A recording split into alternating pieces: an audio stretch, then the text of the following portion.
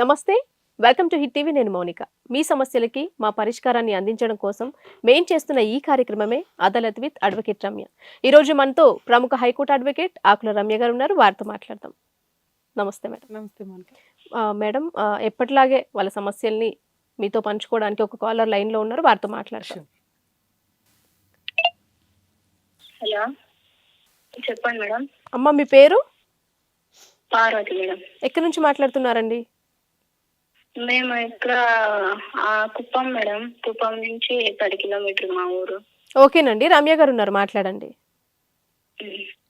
పార్వతి గారు చెప్పండి అమ్మా, ఏంటి ప్రాబ్లం మీది?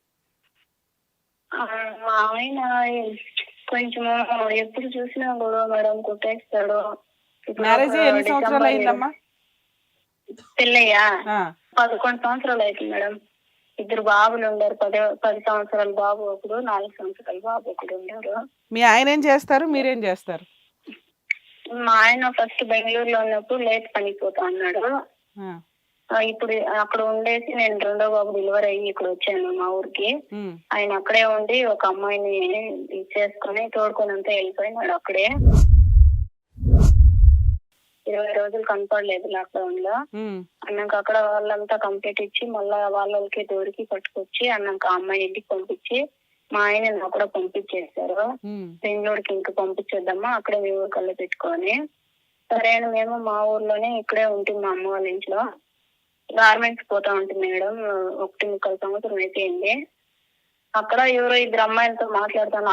నేను ఇద్దరు అక్కడే పోతాము, కానీ మాట్లాడే నాకు తెలియ వాళ్ళు వేరే పక్క ఉంటారు, మేము వేరే పక్క ఉంటాము. ఫోన్ లో ఏమో మాట్లాడుకుంటారు అని చెప్పి డిసెంబర్ 1 నెల నుంచి నన్ను ఎక్కువ ఫోన్ కంతా లాక్ పెట్టుకునేసా, వాట్సాప్ కంతా లాక్ పెట్టుకునేసా. నైట్ లో 11కి పోయిన బాత్రూమ్ పోయేది, పొద్దున్నే 7:30కి 7 గంటలకి అంతా బాత్రూమ్ పోతే 10-15 నిమిషాలు వచ్చేది ఫోన్ ఎత్తుకొని పోతాడు. ఏం చేస్తావు అట్లా ఎత్తుకొని పోయి అని అడిగితే నీకేం ఇద్దరు ఏంటి అట్లా సౌండే లేకుండా ఏంటి అట్లా ఫోన్ ఎత్తుకోపోయేది ఎప్పుడు నువ్వు ఎందుకు లాక్ పెట్టినావు అంటే, అవును నువ్వు చేస్తాను చూడు, ఏం చేస్తాను సరిగా చేసిపోతాను చూడు ఈసారి అనేది. దానికి ముందంతా అప్పుడప్పుడు నేను దాని దగ్గరికి పోతాను, అది 2 ఏళ్ళు అయినాక వస్తానని చెప్పిండాను, దాని తవే పోతాను అని అట్లానే మన గొడవ చేసుకొని డిసెంబర్ 20వ తేదీ అనవసరంగా నేను సిగరెట్ తెచ్చిలేదని చెప్పి కొట్టేశాడు మేడం. నన్ను కొట్టేసి మా నాయన నన్ను అదే చెడ్డ మాటలంతా అని కొడతా ఉంటే మా నాయన కొట్టేసిపోయిన దానికి గొడవాడుకొని వెళ్ళిపోయినాడు. సరే వాళ్ళ ఊర్లో ఏమో ఉంటది అనుకుంటే బెంగళూరుకి వాళ్ళే ఫోను డబ్బులు అంతా సినిమా అంతా ఇచ్చారు, బెంగళూరుకి పంపించినారు. ఫస్ట్ 6 పని చేసుకుని ఆ అమ్మాయిని తోడుకొని వెళ్ళిపోయినా. అదే ప్లేస్ లో పోయి అదే ఫ్యాక్టరీలో పని చేరిండారు. ఆ అమ్మాయి ఫస్ట్ ఆ ఇంట్లోనే అదే ఇంట్లోనే ఉంది. అమ్మాయికి ఇంకా పెళ్లి కాలేదంట. అంటే ఇప్పుడు మీరంతా అడగలేదా అండి, మీ ఫ్యామిలీ మెంబర్స్ అంతా ఆయన్ని? అడిగిందే అంత తోడుకొని వచ్చేసింది కదా. అడిగితే అవును నేను అట్లా చేస్తాను చూసివే అని చెప్పి అడుగుతాడు.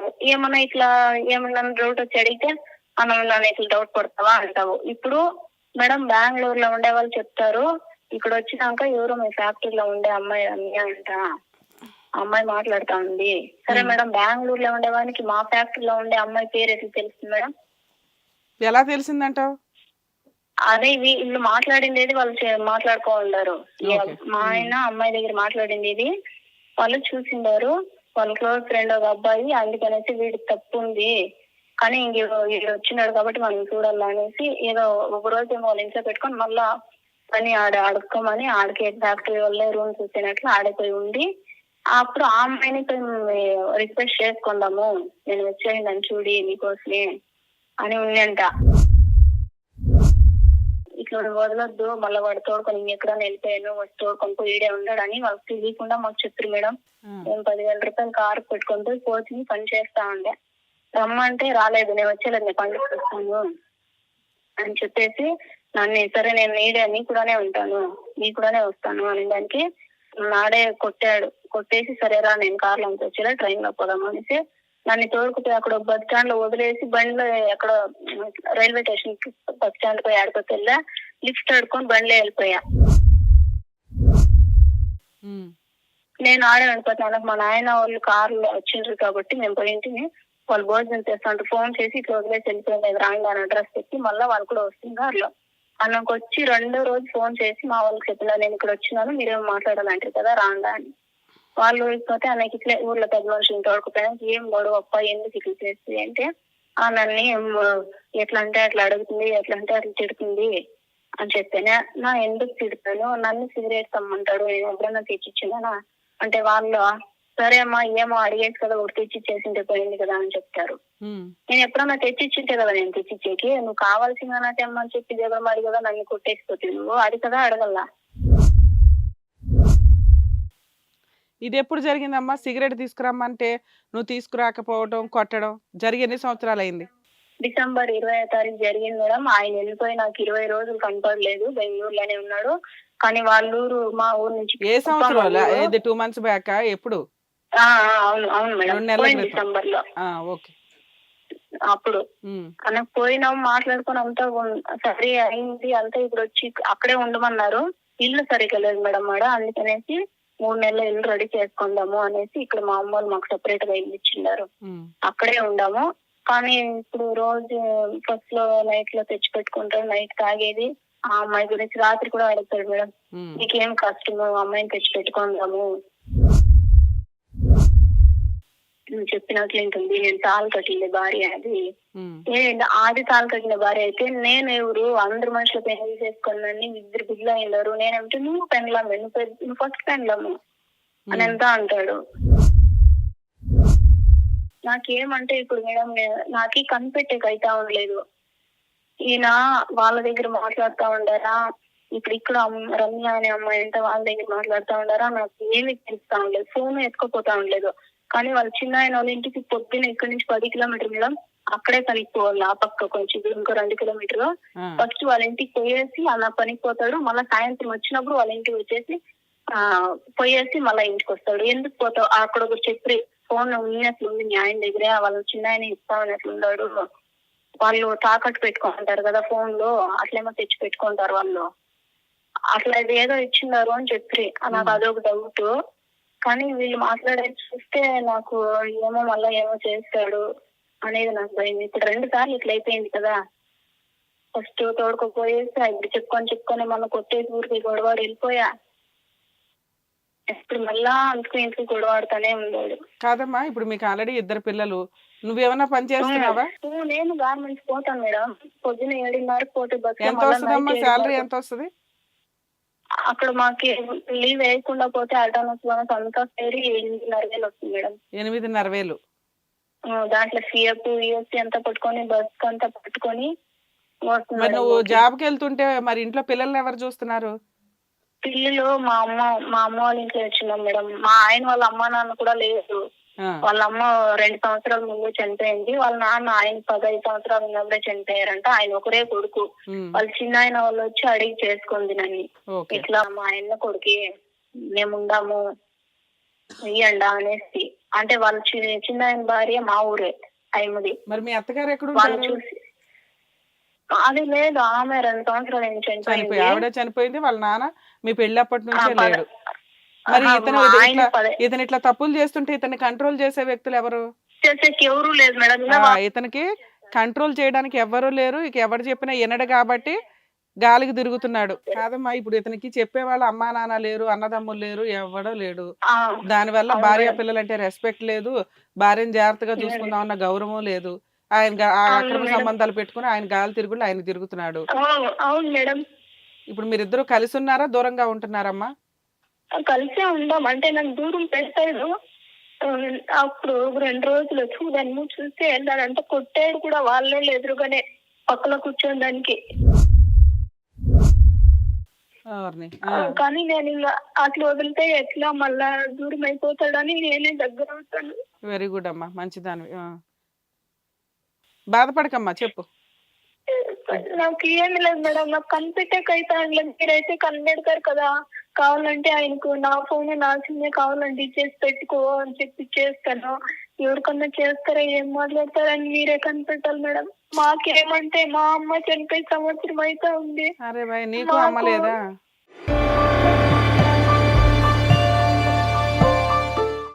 లేదు, మా నాన్న ఒకడే, ఆయనకి 63 సంవత్సరాలు. మా తమ్ముడు చిన్నోడు మేడం, మనకు 23 సంవత్సరాలు. వానికి మొన్ననే పెళ్ళయ్యా. మా అక్క ఒంట్లో బాగలేదు, అమ్మకు పెళ్లి చేయలేదు. మా అక్కే మా పిల్లల్ని చూసుకునేది. ఇంకా మా చెల్లెలు ఉంది. మా చెల్లెలు ఆ అమ్మాయి చదువుకునింది, జాబ్ చేస్తుంది. ఆ అమ్మాయికి ఇంకా పెళ్లి చేయలేదు మేడం. 26 సంవత్సరాలు అయితే ఉంది. మా అమ్మకి కొంచెం ఒంట్లో బాగలేకుండా మా అమ్మకి అప్పులు చేసేస్తుంది హాస్పిటల్ కంతా. కాబట్టి మా చెల్లి పెళ్లి చేసే డబ్బులు అప్పులు ఉంది. ఇప్పుడు మీ తమ్ముడు పెళ్లి అవ్వలేదు, మీ చెల్లి పెళ్లి అవ్వలేదు, మీ అక్క పెళ్లి అవ్వలే. మా తమ్ముడు పెళ్లి చేసినాం మొన్నే, ఒక నవంబర్ 30వ తారీఖున పోనీలేమ్మా. చేసినాము. అంటే ఒక అమ్మాయి ఉంది, వాళ్ళు చూసుకోండి. మా మరి ఇప్పుడు అమ్మ మీ అక్క, మీ చెల్లి, మీ నాన్న ఉంటున్నారా? ఉండాలి. వాళ్ళ దగ్గర మీ పిల్లల్ని కూడా వదిలి నువ్వు పనికి వెళ్తున్నావు? అవును మేడం. మా చెల్లెలు జాబ్ చేస్తుంది. మా అక్క చూసుకుంటే మా నాన్న చూసుకుంటారు మా పిల్లల్ని. మేము 7:30కి వెళ్ళిపోతే ఇప్పుడు ఇంట్లో నుంచి వెళ్ళిపోయి ఎంతకాలం అయిందమ్మా? ఇంట్లో నుంచి వెళ్ళిపోయి అంటే మేడం నాకు అర్థం కాలేదు. ఇప్పుడు మీ ఆయన్ని పిలిపించమంటున్నావు కదా, ఎక్కడున్నాడు మీ ఆయన? లేదు, ఇప్పుడు మాతోనే ఉన్నారు. ఇప్పుడు ఒక వారం నుంచి పండుగ అయింది కదా, పండుగ ముందు శనివారమే పంచాయతీ చేసినారు. అన్నాక పండుగ అయిన 2 రోజులకి అక్కడే ఉందాము, ఇల్లు రెడీ చేయాలంటావు కదా. నేను నిన్నంతా ఇడిచింది ఫస్ట్ నాకు చెప్పినాడు, చూడు నువ్వు మీ ఊర్లో ఉండు, నేను మా అన్నయ్య ఇంట్లో ఉంటాను, 3 నెలలు ఇల్లు రెడీ చేసే వరకు అని. నేనంతా ఇడిచి ఉండేలేదు, నువ్వు ఆడుంటే ఆడే ఉంటాను, నీకు ఇట్లు కాదు, నీకు ఏమో నీకు చేస్తేనే అని అంతా చెప్పుకొని సరే అని చెప్పిందన ఇక్కడ తోడుకొచ్చి ఉన్నాడు మా అమ్మ వాళ్ళ ఇంట్లో. అంటే పక్కింట్లో మాది. మా అమ్మ వాళ్ళ ఇంట్లో లేదు, మేము సపరేట్ గా ఉందాము. కానీ అది ఈ రోజు నాకు ఇట్లా ఊరికి అట్లా అది ఆ అమ్మాయి గురించి ఈ అమ్మాయి గురించి చెప్తాను. దాని తోడుకొస్తే ఏమి, దాన్ని పెట్టుకుంటే ఏమి.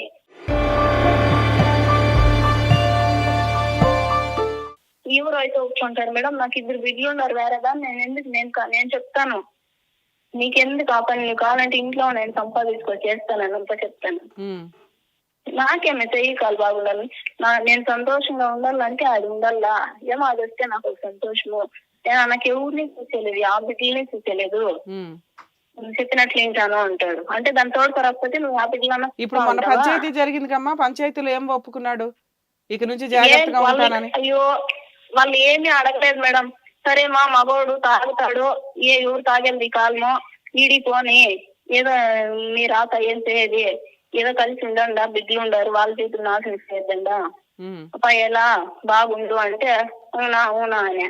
కానీ ఇప్పుడు మా ఊర్లో పొద్దున్న కూడా పోయి కళ్ళు తాగేసి వచ్చినారు మేడం. అదే కొనుక్కోండి ఇప్పుడు. నైట్ కూడా తెచ్చి ఇంట్లో పెట్టుకోమన్నాడు. నైట్ తాగే, మొన్న నైట్ తాగినాడు. నైట్ తాగే ఆ మాటలు అంతా చెప్పా, తోడుకొస్తే నీకేం బాగా, ముగ్గురు కలిసి ఉందాము, అట్లా బిడ్డల కంటే ఒక ఆడబిడ్డ కానిలే, మనకు ఆడబిడ్డ లేదు కదా అని అంటాడు మేడం. అమ్మో, మేడం నేను మీ పెద్ద మనుషులు పంచాయతీ చేస్తే ఇదేదో నీతో 1 వీక్ నుంచి కలిసి ఉంటున్నాడు, కానీ అప్పటి నుంచి తాగుతున్నాడు, తాగిని ఎదురు తెచ్చుకొని ఇంట్లో పెట్టుకుంటున్నాడు, మళ్ళీ అయిపోతే స్టోరేజ్ వెంటనే గబగబా తాగాలని. ఇప్పుడు ఆ అమ్మాయిని తీసుకొచ్చి నీతో పాటు ఉంచుతానంటున్నాడా? అట్లానే అంటాడు. నువ్వు పోయింటివి కదా, దాన్ని చూడనే లేదంటావు, ఎట్లా మాట్లాడతావు నువ్వు? నేనేం పోతాను వాళ్ళ ఇంటికి, నువ్వు ఒప్పుకుంటే డైరెక్ట్ గా పోయి వాళ్ళు అడిగి ఆ బిడ్డకి ఎట్లున్నా చెప్పిందంట, 2 ఏళ్ళు అయినాక వస్తానని. నువ్వు ఒప్పుకోండవు అని చెప్పి నేను తోడుకొస్తాను. ఒప్పుకోండవు అంటే ఆరంలో వస్తుంది. మరి ఈ విషయం నువ్వు పెద్ద మనుషులతో చెప్పలేదా?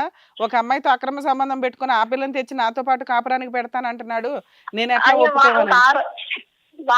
వాళ్ళకి ఆ రోజు చెప్పిన ఒక అమ్మాయిని అంతా పిలుచుకోపోయినా అప్పుడంతా నేను 1,00,000 రూపాయలు అప్పు చేసి పోలీస్ స్టేషన్ లో అంతా ఖర్చు పెట్టి తోడుకొచ్చిన్నాను, ఇట్లంతా చేసి అంటే 4 ఉన్నారు కదా, 4తో చెప్పిపోతాను ఇడి అని అంటాడంట.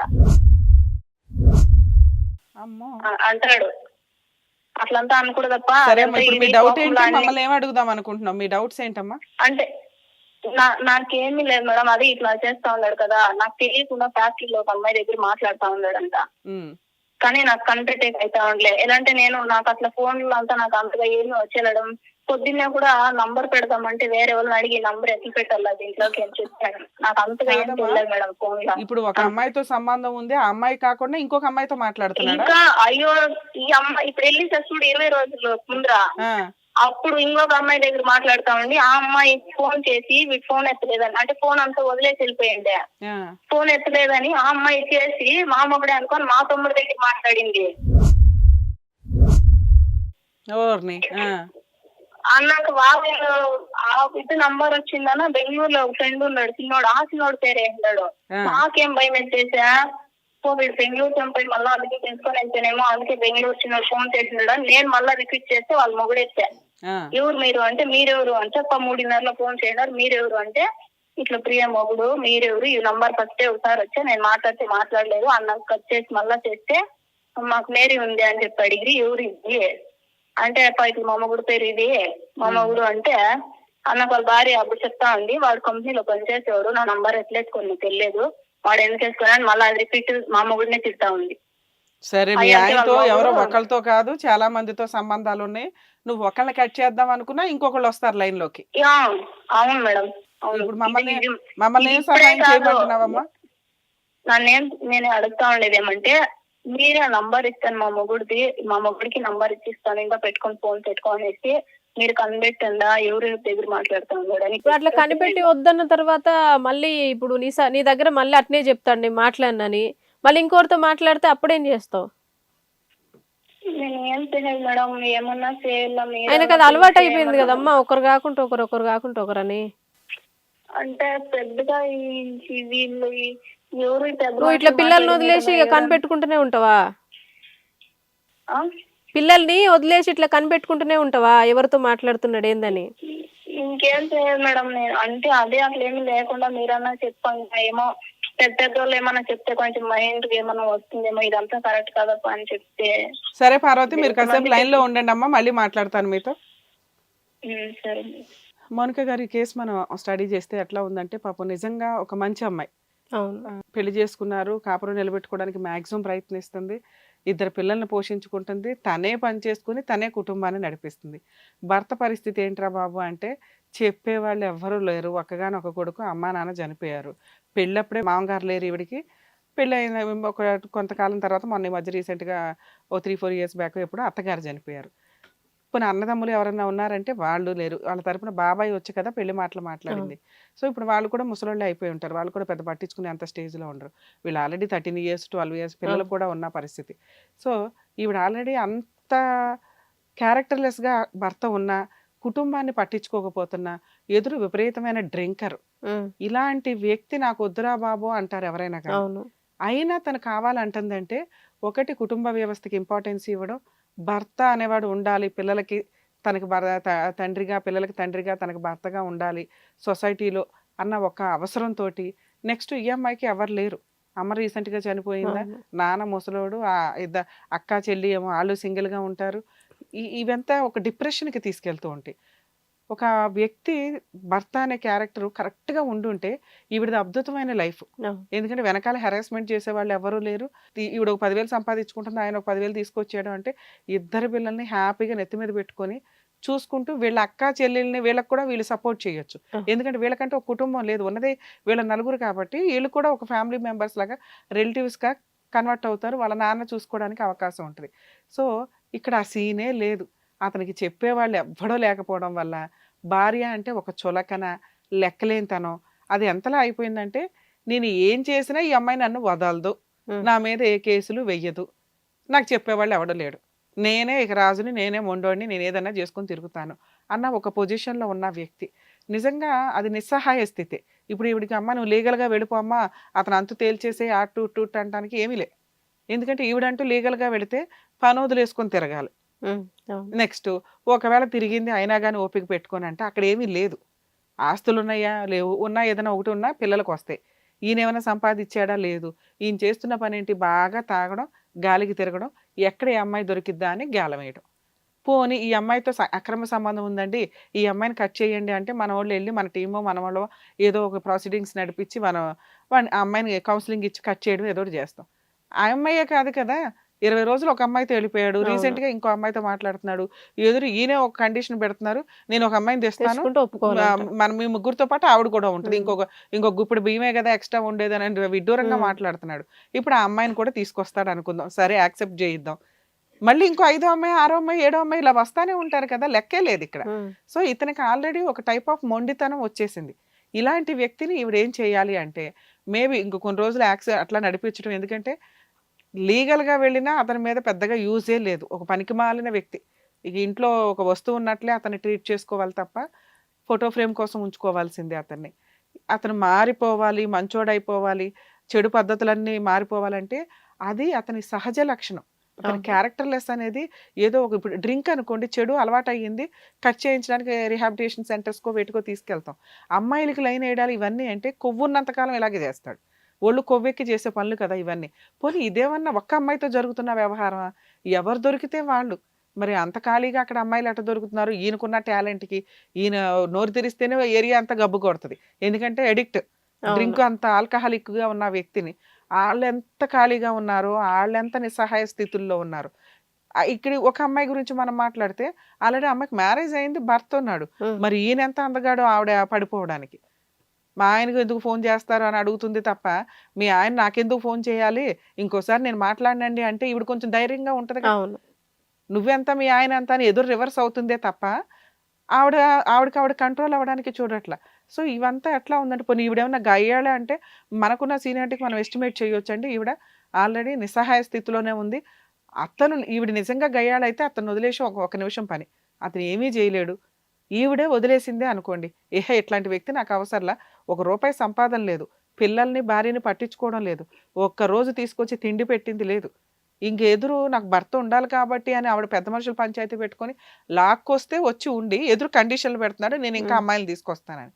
సో ఇట్లాంటి వ్యక్తిని వదిలించుకోవడం ఈవిడ గయ్యాళి అయితే చాలా ఈజీ ప్రాసెస్. అర్థమవుతుంది. అలాగే అతను వదిలేయాలన్నా వదిలేయచ్చు. అతను ఏంటంటే ఈవిని వదిలించుకోవడం కుదరక ఒకటి, ఈవిడ పరిస్థితి ఏంటంటే అతని మీద ఎటువంటి కేసులు వేయదు, అతన్ని వదిలించుకోలేదు. సో ఈవిడ నా మీద ఏ కేసులు వేయలేదు అనే మొండితనంతో అతను బిహేవ్ చేస్తున్న విధానం ఇదంతా. సో ఇప్పుడు ఈవిడకున్న ఆప్షన్స్ ఏంటి, ఏం చేస్తే బెటర్, వాళ్ళ ఆయన ఎలా మారతాడు? ఎవ్వరూ కూడా అతని బ్రెయిన్లోకి వెళ్ళిపోయి అతని బ్రెయిన్లో ఉన్న మురికంతా క్లీన్ చేసేసి తాగొద్దని కౌన్సిలింగ్ ఇచ్చేసి అక్రమ సంబంధాలు పెట్టుకోవద్దని కౌన్సిలింగ్ ఇవ్వడం ఇవంతా జరిగే పని అయితే కాదు. ఎందుకంటే అది మనిషిలో ఉన్న సహజ లక్షణం. వాళ్ళ ఆరోగ్యం డ్యామేజ్ అయి మారాలి, అవతల వ్యక్తి మీద ప్రేమ పెరిగి మారాలి, కుటుంబం అరే నేను అనే ఒక జ్ఞానం వచ్చిన రోజు మారాలి. వాళ్ళకి వాళ్ళు రియలైజ్ అయి మారితే తప్ప ఏ ఎడిక్షన్ ఉన్న వ్యక్తిని కూడా మనం మార్పించటం కుదరదు. మనం రిహాబిలిటేషన్కి తీసుకెళ్తే ఆ 6 months 1 year మళ్ళీ ఇంటికి వచ్చారా అదే ప్రాసెస్, అదే వ్యవహారం. ఇక వాళ్ళ తలరాతను మార్చాలంటే వాళ్ళ వల్లే తప్ప ఎవడి వల్ల కాదు. ఈవిడకున్న ఆప్షన్ ఏంటంటే అలాంటి వ్యక్తితో ఉండాలా వద్దా. ఎందుకంటే ఏదైనా లీగల్గా ప్రొసీడ్ అవ్వాలి అన్నా కూడా ఏమీ లేదు అక్కడ ఫైట్ చేయడానికి, వచ్చి జైల్లో అన్నా కూర్చుంటాడు. అలాంటి వ్యక్తి మీద కేసులు వేసుకొని ఏం చేసుకుంటుంది? ఇక అతను మనని అతను వదిలేయడం, లేదా అలా ఉన్నా నోరు మూసుకొని సర్దుకోవడం, ఈ 2 ఆప్షన్స్ ఈవిడకున్నాయి. సో ఇప్పుడు ఈవిడేమంటుందంటే మన షోలు అవన్నీ రెగ్యులర్గా చూసి అరే కౌన్సిలింగ్ ఏదైనా ఇస్తే ఇతను మారతాడేమో అని, మేబీ అంతవరకు మనం హెల్ప్ చేయొచ్చు. అది మాట. పార్వతి గారు, అమ్మ మీరు ఇప్పటిదాకా విన్నారు కదా. సో మీ పరిస్థితి అది, మీరు లీగల్గా వెళ్ళరు అన్న ఒక ధీమాతో మీ ఆయన అంత మొండిగా తయారయ్యాడు. ఆయన చెప్తాడు నీకు గమన నాయకుతో తోడుకుపోయి నోటీస్ తీసి విడాకులు ఇస్తాను, నువ్వు ఏ కేసులు వేయవు అన్న ధీమాతో ఎదురు అతనే నిన్ను బ్లాక్మెయిల్ చేస్తున్నాడమ్మా. డైవర్స్ ఇస్తారు, ఏం చేసుకుంటావో చేసుకో, లాయర్ ద్వారా నోటీస్ పంపిస్తాను అని. ఇవన్నీ చిల్లర మాటలు, నువ్వు అసలు ఎంత పట్టించుకోవాల్సిన అవసరం లేదు. ఒకవేళ అలాంటి సిచ్యుయేషనే వస్తే అంటే అతనే లాయర్ ద్వారా నోటీస్ పంపించినా, అతనే కోర్టులో డైవర్స్ కేసు ఫైల్ చేసినా అప్పటిదాకా చేతులు కట్టుకో. అసలు చెయ్యడమ్మా, చెప్తున్నాను విను, అనటం వరకే. నువ్వు కేసులు వేయవు, ఆయన కేసులు వేయడు, మర్చిపోండి ఆ సంగతి. అయినా ఆయన బెదిరిస్తున్నాడు కదా, అప్పుడు నువ్వు కూడాను నేను పోలీస్ స్టేషన్కి వెళ్ళి కేసు పెట్టానంటే నిన్ను జీవితకాలం జైల్లో వేస్తారు, నెల భరణం మేడం అంటాడు. పదా నన్నే ఇట్లా ఈడ్చుకొని పోతాడు పదా చెట్టు పోలీస్ స్టేషన్ లో. అదేనమ్మా అతనే. ఒక నిమిషం వినండి అమ్మా, మీరు కాసేపు సైలెంట్ గా. అతను అనటం కాదు, మీరు అనాలి. అతను అనటం ఎట్లా ఉందంటే నువ్వు వెయ్యవు కాబట్టి నిన్ను లాక్కొని వస్తున్నాడు, రా కావాలంటే వెయ్యి, నేను వేయించుకుంటాను, నేను జైలుకి వెళ్తాను అని. నువ్వు వేసిన రోజు కదా అతనికి భయం స్టార్ట్ అవుతుంది. అరే ఈ అమ్మాయి కేసు వేస్తుంది అన్న ఒక భయం ఆయనకు ఉండాలి. అంటే అలా ఈసారి లాక్కెళ్ళినప్పుడు వేసిపడే. కంప్లైంట్ ఇవ్వడం వేరు, కేసు బుక్ చేయడం వేరమ్మా. ఒక కంప్లైంట్ ఇచ్చావనుకో, ఇప్పుడు మా స్టేజ్ మీద అతన్ని పిలిపించి కౌన్సిలింగ్ ఇవ్వండి అని ఎలా అడుగుతున్నావో, పోలీసులు 4 పీకి కౌన్సిలింగ్ ఇస్తారు ఇట్లాంటి వ్యక్తికి. అర్థమవుతుందా? ఈసారి అలా అన్నాడు అనుకో, నువ్వే ముందు వెళ్ళిపోయి అలాగా ఓకే రారా బాబు అని చెప్పి తీసుకొని వెళ్ళి కౌన్సిలింగ్ కోసం నువ్వు ఒక కంప్లైంట్ ఇస్తే ఈడ్చి కొట్టి 4 కౌన్సిలింగ్స్ ఇస్తారు అతనికి. అప్పుడు ఈ అక్రమ సంబంధాల పంచాయతీలు, ఈ గోంగూరలు ఇవన్నీ బయటకు వస్తాయి. అర్థమవుతుందా? అలాగే అతను నోటీస్ ఏదైనా పంపించినా, అతను డైవర్స్ కేసు ఏదైనా వేసినా అప్పుడు కూడా నువ్వు ఈ పోలీస్ స్టేషన్ కంప్లైంట్ కి వెళ్ళు. అతను సైలెంట్ గా ఉండి ఇలాగే ఉంటే వదిలిపడే అలా ఉంటాడు, ఉండని ఇంట్లో ఏదో ఉన్నాడు, తిరుగుతున్నాడు, వెళ్తున్నాడు అనుకో. ఒకవేళ అతన్ని కంట్రోల్ చేయాలి అంటే మేమేం చేయగలమో కౌన్సిలింగ్ కి మేము ట్రై చేయాల్సిన విధానం ట్రై చేస్తామమ్మా. మీరు ట్రై చేయాల్సింది ఏంటంటే పోలీస్ స్టేషన్ కంప్లైంట్ వరకు వెళ్ళండి, కేసులు ఏం పెట్టొద్దు అతని మీద. కౌన్సిలింగ్ కావాలి. కంప్లైంట్ కూడా ఇచ్చాను, వీళ్ళు వెళ్ళిపోయింటారు కదా అప్పుడు, కానీ వాళ్ళు ఏం రెస్పాన్స్ లేదు. అమ్మా నువ్వు ఇచ్చిన కంప్లైంట్ మీ ఆయన మిస్ అయ్యాడు, కనిపించలేదు, ఇంట్లో నుంచి వెళ్ళిపోయాడు, ఎతికి పెట్టండి అని. ఇప్పుడు నేను చెప్తున్న కంప్లైంట్ ఇదిగోండి ఈ రకంగా ఈడ్చుకొచ్చి బయటికి లాక్కొని తంతున్నాడండి, అక్రమ సంబంధాలు పెట్టుకుని రోజు హింసిస్తున్నాడు, విడాకులు ఇస్తానంటున్నాడు, ఇల్లు పట్టించుకోవట్లేదు, నేను తెచ్చిన రూపాయి కూడా తాగుడికి వాడేస్తున్నాడు, రోజు కొడుతున్నాడు, నేను కష్టం పడలేకపోతున్నాను, 4 పేకండి అని చెప్పి ఇవ్వు. అప్పుడు వాళ్ళ పోలీసులు యాక్షన్ తీసుకుంటారు. ఈ లోపు మా తరపు నుంచి మేము ఏం చేయగలమో అది చేస్తాం నాన్న, నీకు మళ్ళీ ఫోన్ చేసి. మా ఆయనకి ఫోన్ అంతా ఇచ్చేదే మేడం. అదే నేను చెప్తామమ్మా, మా వాళ్ళు చెప్తారు మళ్ళీ మీకు. సరేనా? జాగ్రత్త. సో యాక్చువల్గా ఈవిడ పార్వతి గారు ఎటువంటి కేసులు వేయరు అన్న ధీమాతోటి అతను ఏం చేస్తున్నాడంటే, అతనే రమ్మని చెప్పు రా, కావాలంటే కేసులు వేసుకుని నేను జైలుకి వెళ్ళి కూర్చుంటాను అనటం. వేసినప్పుడు తెలుస్తుంది అసలు వ్యవహారం ఎలా ఉంటుంది అని. అట్లాంటప్పుడు వీళ్ళు కొంచెం డేర్ స్టెప్ వేయాలి. ఎందుకంటే అతనికి చెప్పడానికి ఎవరు లేరు. ఆవిడ ఉద్దేశం ఏంటంటే మనం పిలిచి కౌన్సిలింగ్ ఇస్తాం, ఆ తాగుడు మానిపిస్తాము అన్న ఒక వ్యవహారం. సో ఇవి అక్కడ నుంచి పిలిపించి బెంగళూరు నుంచి ఇవన్నీ చేయడం అనేది ఎంతవరకు మన టీం డెసిషన్ తీసుకుంటారు. రిమైనింగ్ లీగల్ ప్రొసీడింగ్స్లో ఈవిడ ఒకసారి పోలీస్ స్టేషన్ దాకా వెళ్ళి ఒక్క కంప్లైంట్ అంటూ ఫైల్ చేస్తే వాళ్ళు కొంచెం స్ట్రాంగ్గానే కౌన్సిలింగ్ ఇస్తారు. ఎందుకంటే ఇతని క్యారెక్టర్ అంతా కనిపించేస్తుంది. ఫుల్ డ్రింకరు, ఇల్లు పట్టించుకోడు, భార్య పిల్లలకు రూపాయి ఖర్చు పెట్టడు, వెనకాల ఎవడో లేడు పట్టించుకోవడానికి, అమ్మ నాన్న అన్న దమ్ములు ఎవరు. ఇక గాలి తిరుగులు తిరుగుతూ ఈయన ఫోన్ రికార్డ్స్ తీస్తే ఒక 20 మంది అమ్మాయిలు బయటపడతారు. ఇప్పుడు ఈవిడ చెప్తున్న దాని ప్రకారం. సో ఈ సిచ్యుయేషన్ ఉన్న వ్యక్తికి కాస్త వాత పెట్టాల్సిందే ఆవిడ. కానీ ఈవిడికి వెనకాల బ్యాక్గ్రౌండ్ ఎవరో ప్రాపర్గా లేకపోవడం, భర్త అనేవాడు ఉండాలి, ఆయనే దేవుడు అన్న ఒక ఫీలింగ్ మంచిదే, అలా ఉండే నిలబెట్టుకోవాలి. ఈవిడ వాల్యూ ఆయనకి తెలిస్తే మంచి కుటుంబం ఇది. ఈవిడ వాల్యూ ఆయనకి తెలియట్లా. 2 పిల్లలు, ఈ అమ్మాయి జీవితం నాశనం అయిపోద్ది, నా ఒక్కడి పొగర వల్ల, నా ఒక్కడి చెడు అలవాట్ల వల్ల అన్న జ్ఞానం ఏ మగాడికన్నా ఉంటే 90% కుటుంబాలు బాగుపడతాయండి. వాళ్ళు ఏంటంటే ఒకటి తాగుడు కంట్రోల్ చేసుకోలేక, ఇంకొకటి నేనే మగాడిని, నేనే ఏమన్నా చేయగలను అని. ఈ పొగరు తక్కువగా ఎవరికి ఉంటుంది అంటే అమ్మాయిలు కేసులు వేస్తూ ఉంటారు. కోట్లకు పోలీస్ స్టేషన్కి వెళ్తే తోలు తీస్తారా బాబు, ఎందుకు? వాళ్ళ వెనకాల బ్యాక్గ్రౌండ్ అంతా బాగుంటుంది, తల్లిదండ్రులు ఉంటారు, చెప్పేవాళ్ళు ఉంటారు.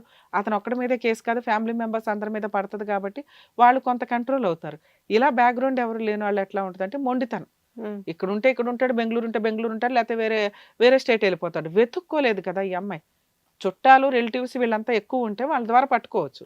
అమ్మా నాన్న ఎవడో లేడు, రాడు మళ్ళీ వెనక్కి అనే ఒక భయంతో భర్త ఉండాలి అని ఆవిడ ఆలోచిస్తుంది. ఖచ్చితంగా ఇప్పుడు పోలీస్ స్టేషన్ కంప్లైంట్ ఇస్తే చాలా, కనీసం అతనికి స్ట్రాంగ్గా ఓ దెబ్బ పడే ఒక కౌన్సిలింగ్ నడిస్తే బెటర్. మేబీ పోలీసులు కొట్టరు కానీ కౌన్సిలింగ్లో ఎక్కడా కొట్టరు. కౌన్సిలింగ్ ప్రొసీడింగ్స్లో పోలీస్ స్టేషన్ దాకా వెళితే ఈవిడ వాల్యూ ఏంటో అతనికి తెలుస్తుంది అనేది నా ఉద్దేశం. మేబీ అలా వెళ్దాం, మన టీం ఏం చేయగలరో చేస్తారు. ఓకేనండి, బాగా ఎక్స్ప్లెయిన్ చేస్తారు. Thank you. Thank you.